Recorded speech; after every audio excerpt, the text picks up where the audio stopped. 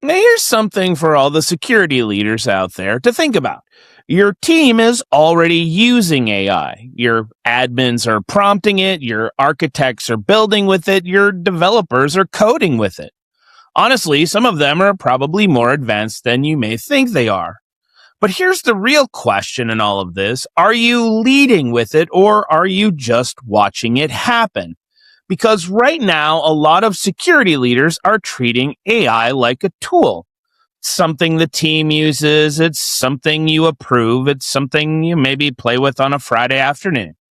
But we need to change how we think from a leadership perspective, and that AI isn't just a tool. So this is the authenticated access security signals, and let's dive into some ways that leaders should be using AI in security. So let's just call this one out. If the primary way you're using AI is to summarize email or documents, you're underutilizing it. AI should be helping you break down complex risk faster, challenge your own assumptions, pressure test decisions before you walk into an executive meeting. A better way of using AI would be something like, here's my plan, where does this fail? Now, this is where AI gets interesting, not giving you answers, but helping you ask better questions. Most security programs are reactive by nature.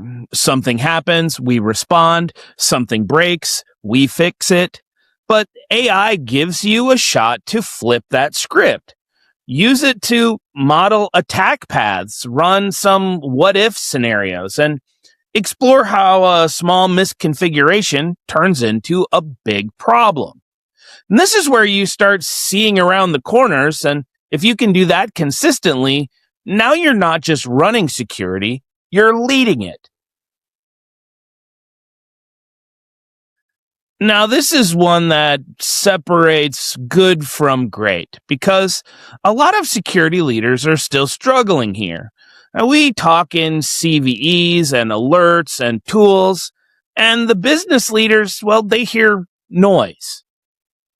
Something AI is incredibly good at helping you do is reframe your technical risk into business impact, turn findings into executive ready narratives, and put things in terms of dollars, downtime, and reputation.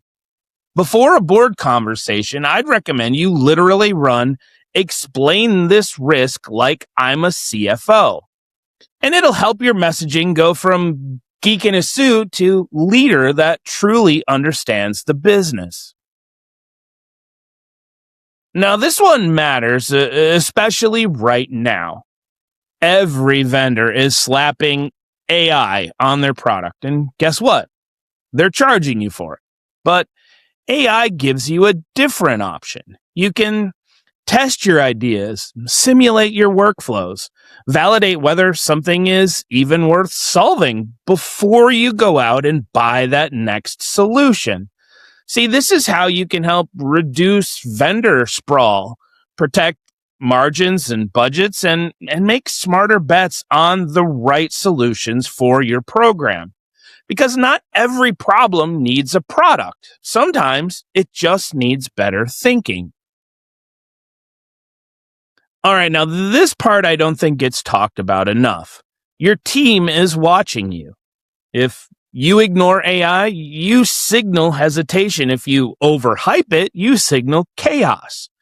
But if you use it thoughtfully to make better decisions, move faster, and communicate clearly, you signal leadership. And honestly, that matters a lot more than any tool you'll ever deploy. And here's my final thoughts. Your team using AI, it's already happening. That's not the question. The question is whether you're going to lead with it or fall behind it. Because the gap is already forming, and it's not between companies, it's between leaders.